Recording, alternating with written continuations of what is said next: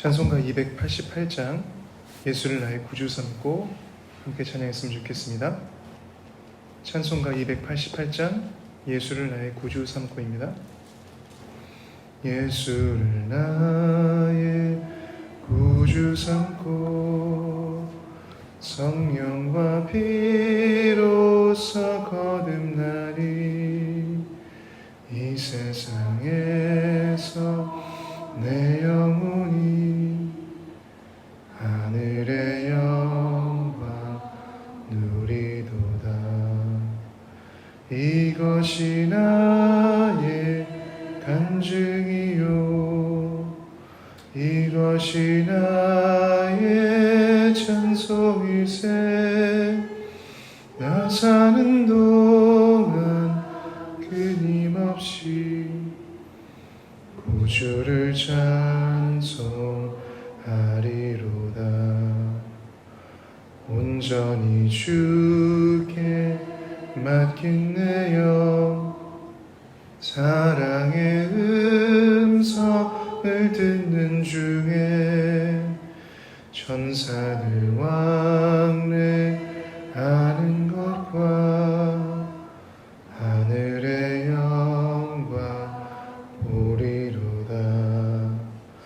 이것이 나의 간증이요 이것이 나의 찬송일세.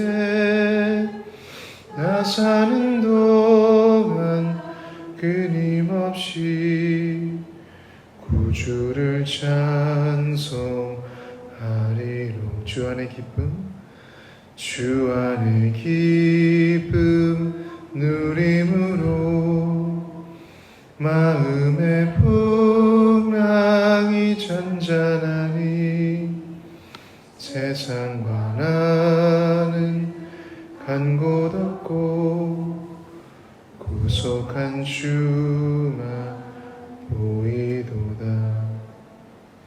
이것이 나의 간증이요 이것이 나의 찬송일세. 나 사는 동안 끊임없이 구주를 찬송하리로다. 제가 잠깐 기도하겠습니다. 하나님 아버지, 오늘도 주님의 교회로서 주님의 성도로서 함께 이 아침에 나와 예수님의 이름으로 기도할 수 있는 믿음과 은혜를 허락하여 주시며 감사합니다. 오늘도 우리의 마음을 새롭게 하실 주님의 은혜를 기대하며 성령님을 초청하고 주님을 바라봅니다. 이 시간 다시 한번 우리에게 말씀해 주시고 우리를 주님의 진리의 길로 이끌어 주십시오. 예수님의 이름으로 기도합니다. 아멘. 오늘 본문 말씀은 누가복음 19장 28절부터 48절 말씀입니다. 누가복음 19장 28절부터 48절 말씀입니다.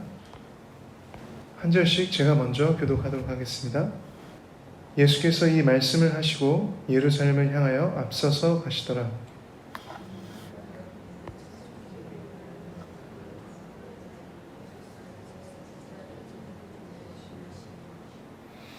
이르시되 너희는 맞은편 마을로 가라. 그리로 들어가면 아직 아무도 타보지 않은 나귀 새끼가 메어 있는 것을 보리니 풀어 끌고 오라.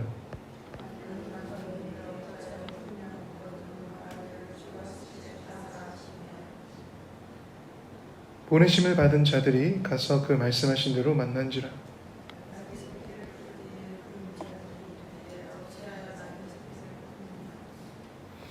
대답하되 주께서 쓰시겠다 하고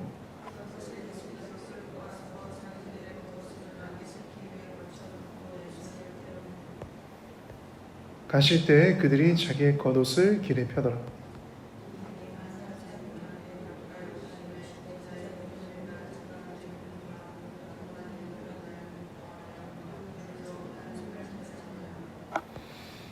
이르되 찬송하리로다. 주의 이름으로 오시는 왕이여 하늘에는 평화요 가장 높은 곳에는 영광이로다 하니.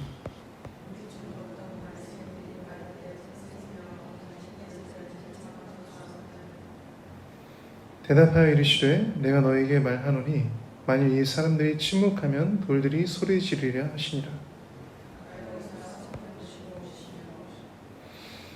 이르시되 너도 오늘 평화에 관한 일을 알았더라면 좋을 뻔하였거니와 지금 내 눈에 숨겨졌도다.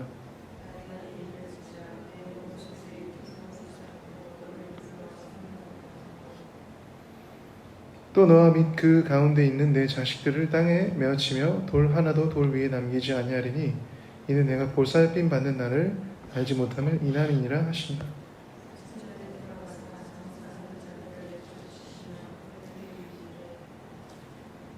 그들에게 이르시되 기록된 바 내 집은 기도하는 집이 되리라 하였거늘 너희는 강도의 소굴을 만들었도다 하시니라.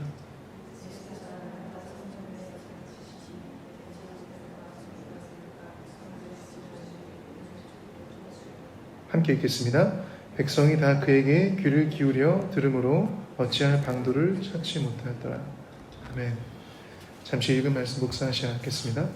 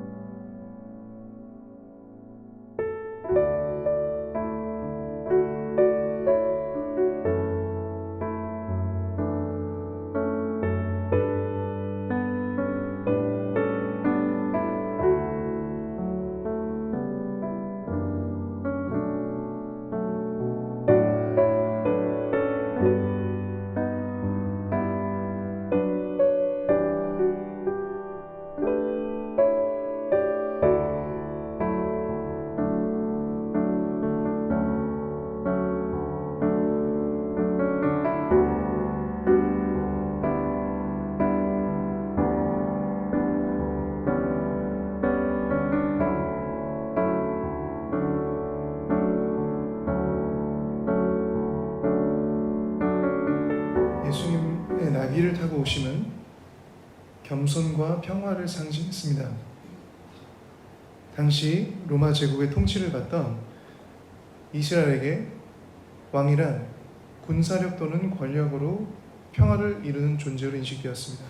그러나 곧 십자가에서 죽으시고 자신을 희생하셔서 온 인류의 죄를 용서하실 참 평화를 이루실 주님은 자신의 생명의 피로 이 평화를 이루시는 왕으로 오셨습니다. 주님이 오신 이 예루살렘은 군사적 요새로만 여겨졌던 때를 지나서 예수님 당시 세계적인 수준의 도시가 되어 있었고 성전 또한 헤롯 왕에 의해 재건축되었었는데 고대 일반 성전과 비교해서 최고의 수준이었다고 합니다. 정치적 영향력을 위해 의미를 갖게 된 성전 안에서는 예배라는 이름으로 많은 부정부패가 행해지고 있었고, 그 중 하나가 우리가 잘 알고 있는 성전에서 지나친 값으로 재물을 파는 상인들의 이득을 취하는 것이었습니다. 이렇게 이미 예루살렘에서 하나님을 경외함과 하나님을 향한 겸손함이 사라진 것 같았습니다. 예수님은 겸손의 왕이셨습니다. 그리고 평화의 왕이셨습니다. 예수님에게 오직 중요한 것은 아버지의 뜻이 이루어지는 것이었습니다. 주님의 예견적인 지식이었는지 아니면 미리 준비하시면지 분명하지 않으나, 아직 한 번도 타지 않은 나귀 새끼가 준비된 것은 거룩한 목적을 위해 준비된 것이었습니다. 그가 예루살렘에 들어가신다는 것은 이제 이스라엘 왕으로서 하나님의 말씀을 온전히 성취하시는 것이었고, 이때도 주님은 말씀을 성취하시는 방법으로 하나님의 말씀을 따라 겸손한 왕의 모습으로 나귀를 타고 오십니다. 이것은 스가랴서 9장 9절 말씀을 성취하는 것이었고, 요한복음이 이것을 적었는데, 저 요한복음 12장 14절부터 15절을 읽어보겠습니다. 예수는 한 어린 나귀를 보고 타시니 이는 기록된 바 시온 따라 두려워하지 말라, 보라 너의 왕이 나귀 새끼를 타고 오신다 함과 같더라. 감람산 내리막길에 가까이 오셨을 때 주님을 따르던 제자의 온 무리가 주님을 환영하며 찬양합니다. 이때 제자들이 고백한 찬양은 메시아 시편이라고도 불리는 시편의 118편 26절을 인용한 것이었는데, 이것은 예언된 왕이요 그리스도 되심을 확인하는 고백이었습니다. 제가 본문 말씀 38절 말씀을 다시 한번 읽어보겠습니다. 이르되 찬송하리로다 주의 이름으로 오시는 왕이여, 하늘에는 평화여 가장 높은 곳에는 영광이로다 하니. 어떤 바리새인들이 이 찬송을 반대했고 주님께 제자들을 책망하기를 부탁하죠. 그럴 때 주님이 하셨던 말씀이 이 사람들이 침묵하면 돌들이 소리 지를 것이라고 하셨습니다. 이것은 인간뿐만 아니라 모든 창조물이 지음받은 대로 예수님의 오심을, 이 왕이 임하심을 예배하기 원하게 돌들도 찬양함을 멈출 수 없을 것이라고 말씀하신 것이었습니다. 주님이 예루살렘 성을 보고 우시는 것은 이 누가복음에만 기록되었는데, 수많은 배척과 거절에도 주님께서는 그를 믿지 않고 앞으로도 믿지 않으므로 멸망할 예루살렘의 유대인들을 생각하며 우셨던 것입니다. 하나님의 아들이신 예수님이 유대인의 왕과 메시아로 오셨음에도 많은 유대인이 예수님을 받아들이지도 믿지도 않았고, 하나님의 마음을 가지신 예수님께서는 이들을 보고 슬퍼하셨던 것입니다. 그리고 실제로 예루살렘 성은 유대 로마 전쟁이 있었던 1세기 70년에 실제로 멸망하게 됩니다. 이 말씀은 주님이 성전이 없어질 것을 예언하신 것 또한임을 이해할 수 있게 해주는데요. 제가 다시 본문 말씀 43절과 44절을 읽겠습니다. 날이 이를지라 내 원수들이 토둔을 쌓고 너를 둘러 사면으로 가두고 또 너와 및 그 가운데 있는 내 자식들을 땅에 메어치며 돌 하나도 돌 위에 남기지 아니하리니 이는 내가 보살핌 받는 날을 알지 못함을 인함이니라 하시니라. 이런 미래가 예루살렘의 주민들에게 있을 것을 알고 계셨던 주님은 그럼에도 불구하고 마지막까지 하나님의 마음을 삶으로 사십니다. 하나님을 예배하고 하나님께 기도함으로 하나님의 임재와 영광이 임해야 하는 성전, 하나님의 마음이 나눠지고 이스라엘을 넘어 이방인들까지 하나님을 알게 되어 하나님을 예배하러 와야 하는 이 성전에서 돈이 주인되어 인간의 탐욕에 소굴이 된 이곳을, 특히 성전의 부분 중 이방인들이 가장 가까이 허용되었던 이방인의 뜰에서 행해졌던 이 악함을 보고 주님께서는 먼저 오셔서 상인들을 내쫓습니다. 이렇게 탐욕으로 인한 이방인들을 오히려 하나님께로 가까이 오게 하면 어렵게 만들었던 상인들을 내쫓으시고 이 성전의 본질을 회복하십니다. 이 성전을 다시 구별하시고 이 성전에서 날마다 하나님의 말씀을 자신의 그리스도 되심을 가르치면서 성전을 정결케 하셨던 것이었습니다.